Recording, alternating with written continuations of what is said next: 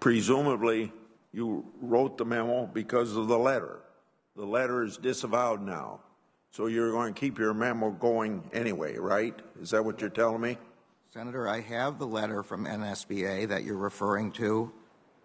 It apologizes for language in the letter, but it continues its concern about the safety of school officials and school staff. The language in the letter that they disavow is language was never included in my memo and never would have been. I did not adopt every concern that they had in their letter. I adopted only the concern about violence and threats of violence, and that hasn't changed. Who in the Justice Department was responsible for drafting your polarizing October 4th memo?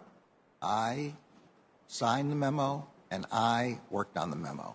The press release accompanying your memo mentions that the National Security Division will get involved in school board investigations.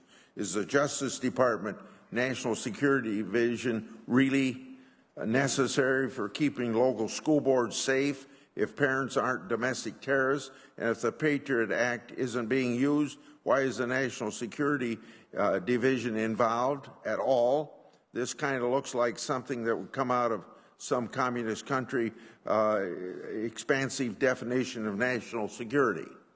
The memo is only about violence and threats of violence. It makes absolutely clear in the first paragraph that spirited debate about policy matters is protected under our Constitution.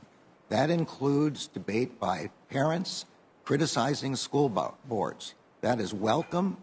The Justice Department protects that kind of debate. The only thing we're concerned about, Senator, is violence and threats of violence against school officials, school teachers, school staff, just like we're concerned about those kind of threats against senators, members of Congress, election officials.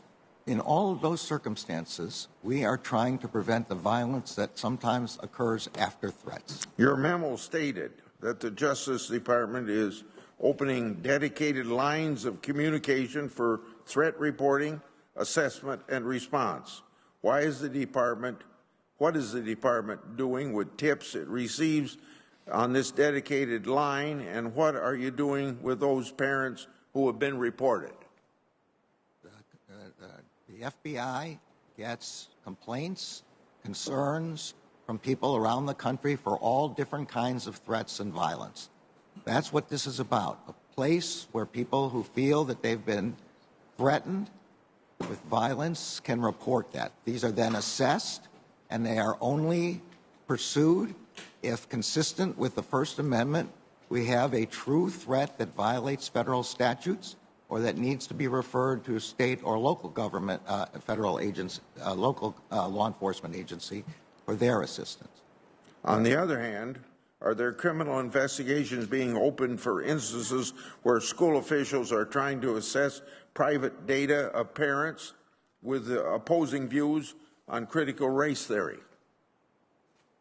I don't know about that, but the Justice Department certainly does not believe that anybody's personal information should be accessed in that way. If there's a federal offense involved or a state or local offense involved, then of course those should be reported.